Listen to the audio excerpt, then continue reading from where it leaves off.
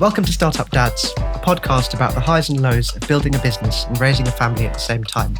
For more information about the topics we cover on the podcast and other Startup Dads related content, you can follow us on Twitter at StartupDadsPod.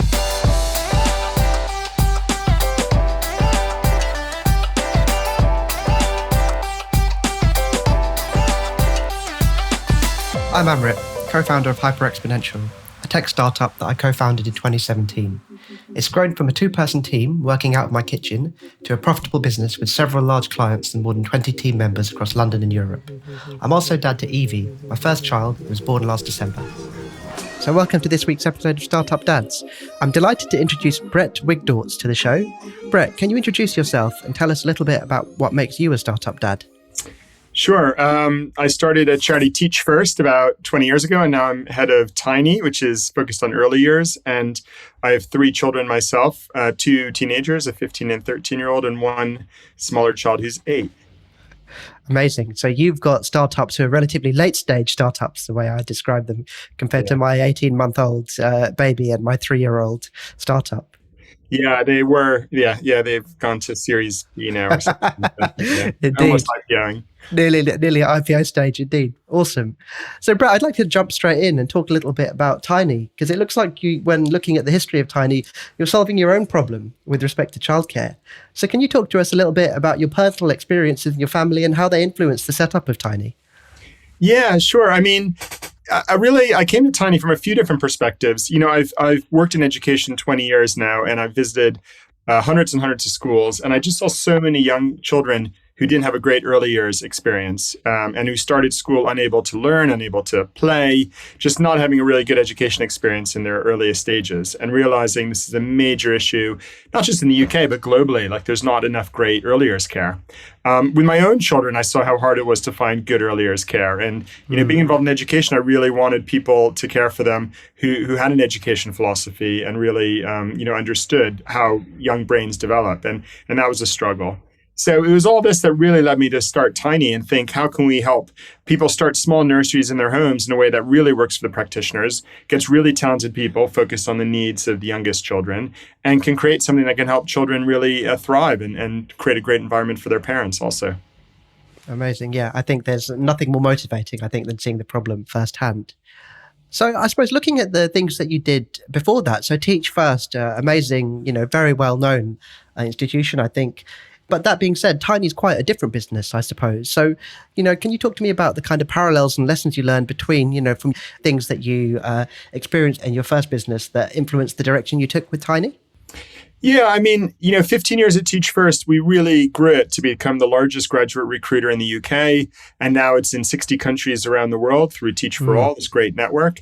And I think what I really took from it was, first of all, that it's all about talent, that Teach First is really about finding the best talent to focus on the needs of children. And there's a lot of great people out there who really want to help children. And we saw that at Teach First, and we're now seeing that at Tiney. So really getting those people focused on the needs of children. In my experience from a scaling organization is you need to have a really clear mission of what you're trying to achieve, really clear values, and a really clear strategy of what you're trying to do. So that's something I'd say I took from Teach First. And I think also the sense of possibility that, when we started Teach First, it was just me. We grew it massively over 15 years. And when we started, no one thought top university graduates were really interested in teaching in low-income schools. And now, of course, we know, tens of thousands of them are. So it's that sense of possibility that you can change lives and people do want to make a difference that I brought to Tiney also. For sure. Lots of founders I admire talk about optimism being an incredibly important trait if you run a startup. And I think you're absolutely right. I think in lots of different ways, I suppose it's influenced the businesses that you've built. Yeah, definitely. No, I mean, to be a startup entrepreneur, you definitely have to be optimistic. So I suppose then thinking about from the other angle, you've started on the journey of building a VC-backed startup with a family of 3 kids. I think that's got to be, a brave endeavor by anyone's standards. I suppose your kids being a little bit older does make it easier. But can you talk to us a little bit about how you've made that work? Any tips and tricks you've had for balancing startup and family life? Because, they become inextricably intertwined in my experience, and it's not an easy balance. No, it's not. It's really hard. I think a few things I learned, especially during my time at Teach First, was, to really take some time separate from your work and give it to your family. So no matter where I was traveling, I'd always be home for Friday night dinner and never work on a Saturday and a Friday evening and focus that on the family. I'd always take holiday every year. I'd always carve out time to spend time with my kids and be the football coach or different things. When my third child was born, I took a 6-month sabbatical from Teach First and was kind of a full-time dad, which was really fun. And I think that was a great experience also. At that point, Teach First was big enough I was able to do it in a really straightforward way. But yeah, you never regret doing things like that, I think. And I always really enjoy spending time one-on-one with my kids, like doing trips with them one-on-one, or even this past Sunday doing a daddy-daughter day and things. And I think that's really fun. Were there any times, I suppose, going through it where, the balance was really strained? Yeah, totally. And I mean, in the end, you can only do this with, at least for me, I maybe there's single parents out there who can do something like this, but I certainly couldn't. And you can only do it with a really great partner. And my wife is a paramedic. But in the early days of Teach First, she took a few years off and also was a full-time mom and then part-time mom. And, that was hugely important, especially during the early days when we had small children. And Teach First was early. Now the children are a lot more self-sufficient, so it's a bit easier at this point. But I think it's impossible to do this without a partner who does a lot of the load. So there's no way I could do it without my wife. That's for sure. Yeah, that is the best answer I think one could give, is that the unsung heroes in the startup world are the anyone in the startup founders or the startup teams partners, because you have to be a sympathetic and strong and versatile as the entrepreneur themselves, I think. Absolutely. So I'd like to talk a little bit about the relationship between your work. You work in an industry that's clearly very tied to the well-being of children, and there's overlaps between family life and work life. How has your experience as an entrepreneur shaped the way you go about being a parent? That's a good question. Yeah, I mean, I think there is, to be an entrepreneur, as you said, you have to have a sense of possibility. You have to be really optimistic. And, maybe that's something the parent who is like, give your kids that sense of possibility of, a lot being possible. There's also, I think, the sense of always overcoming challenges and just not being bogged down on the challenge of the day, because, any startup founder knows you're going to have 1,000,001 difficulties along the way. And, the secret is just keep on plowing ahead no matter what you encounter, I think, is the difference between failure and success. And I think that's a lot of parenting also. It's probably very similar lessons, especially as the children get a bit older. You just have to keep on trying and trying and trying, and sooner or later you get through. Yeah, indeed. Trying, working out what works, sticking with that, and not doing what doesn't work. It's a general purpose startup / parenting lesson. Are you a budding entrepreneur or just starting out? Well, maybe this podcast is just for you. I'm Anna Flockett, editor of Startups Magazine, and our podcast, The Serial Entrepreneur, brings you stories, journeys, and lessons from some of the most inspirational startups and business founders out there. Talking to these innovative startups, we delve deep into some of the challenges they've faced, lessons they've learned along the way, with a sprinkling of inspirational advice. You can find us by searching The Serial Entrepreneur, as in your breakfast cereal, into any streaming service, or by going to startupsmagazine.co.uk. So as your kids have got older, have you found, that your work, have they taken an interest in the kind of, your work in a slightly different way, I suppose, compared to potentially what you think it would be like if you were working a more conventional job? Yeah, they definitely have. I laugh because my eldest daughter was at Teach First training institutes. Every summer we would go to when they were training the kids, when they were training the teachers. And we used to live there for 6 weeks. And so I always laugh that she's basically done a PGCE, a postgraduate of education. She's now 15. And it's interesting. She's teaching stuff on Sunday, and she's like sort of a camp counselor. She's gotten really into teaching others and things like that.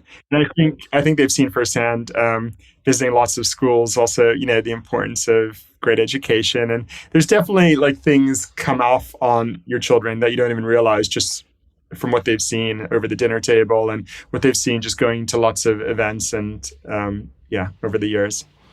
Do you think you can see them being entrepreneurs? Can they see themselves doing that? I don't know. Yeah, definitely. Well, daughter actually did a career test recently in school, and I laughed because the three things it said was something entrepreneur, economist, I think it was management consultant, and those are the three jobs I've had in my life. So she was very embarrassed that her three jobs that they said were suitable for her were the three jobs her father had done. She wasn't happy about that. It's funny. Yeah, well, we just had we had Tom Hooper, who runs another edtech business, Third Place Learning, and he comes from an entrepreneurial family. We're having a great conversation about whether that's the sort of thing that there's a gene or actually just the reality of having seen and experienced what it's like makes it very easy to nurture that entrepreneurial spirit. I think a lot of children, end up doing what their parents did just because you see it as a possibility. It's the first thing you see. Yeah. It's a really interesting one as well, because I think in many ways, my personal experience is having not seen entrepreneurship as a journey myself, having families who did more conventional jobs. It's definitely great, I think, to open the door to that and make sure that they can see it's a possibility. Definitely. Turning the question on its head, how does your perspective as a parent yourself affect your work? I mean, I know you've got slightly older kids now, but do you have personal motivations even through now as your kids have grown up, thinking about the direction that you want to take with your work? I mean, I think most parents, you want your children to be proud of you. It goes both ways. And, so I want them to see things I'm doing that, hopefully make the world a better place and that help others. And I want, them to see that's the sort of thing I hope they do in their lives also. So I think that's part of it.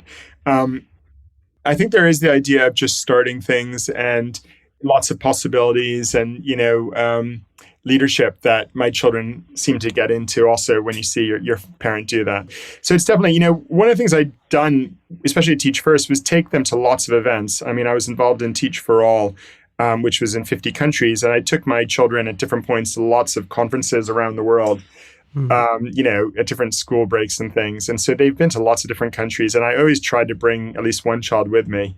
So I think that's been really good experiences for them to see lots of different events all over the world.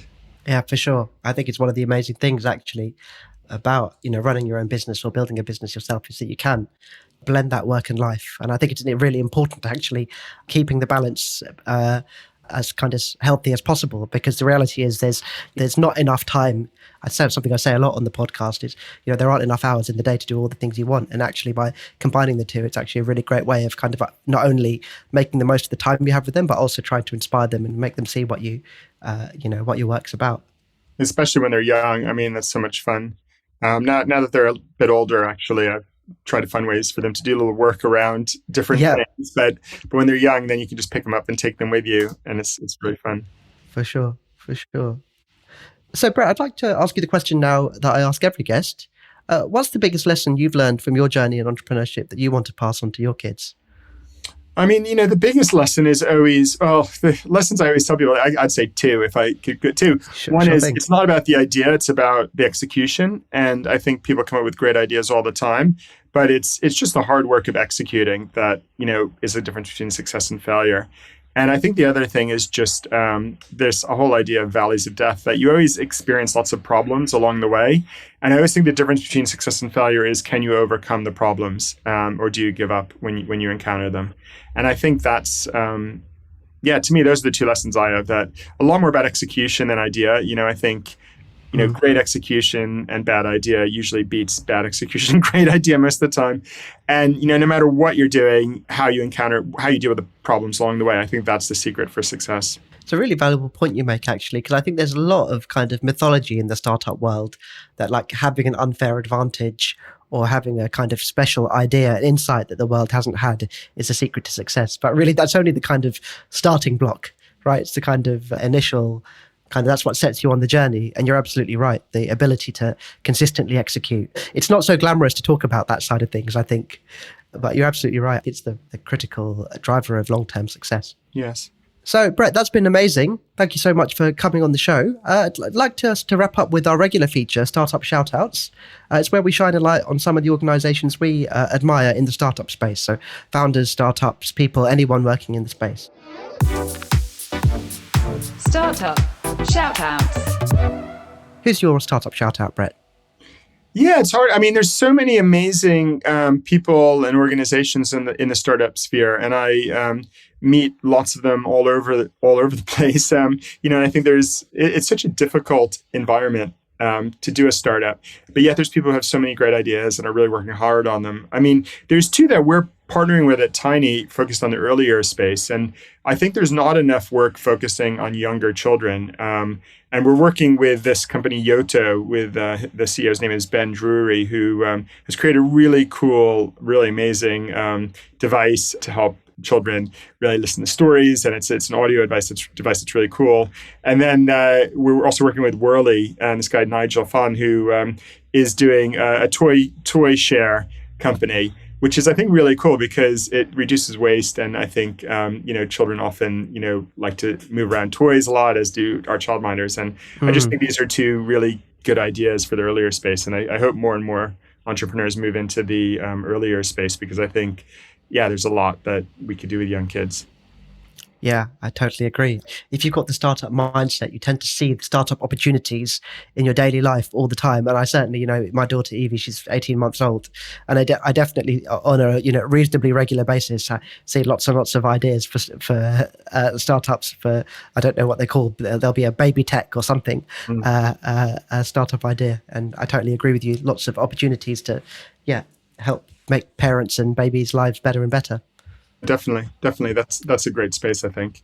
So, Brett, is there anything you want to tell us a little bit about you and Tiney? Anything that we should be watching out from you? Yeah, we're just really excited, Tiney. We're starting to grow outside London, and we're seeing hundreds of people wanting to become childminders post-COVID. And I think post-COVID, a lot of people want to start these businesses in their homes. We see lots of parents, and I mean, we'd love to get some dads. We're getting lots of moms. We'd love to get more dads who want to start these businesses in their homes, who want to take care of maybe other children as well as their own child at the same time. So one thing I'd say is, any dads out there who have small children, this is a great way to take care of your own children and run a business from your home. Come to Tiney, Tiney, and work with us to start a great nursery in your home. We're looking for dads. Brilliant.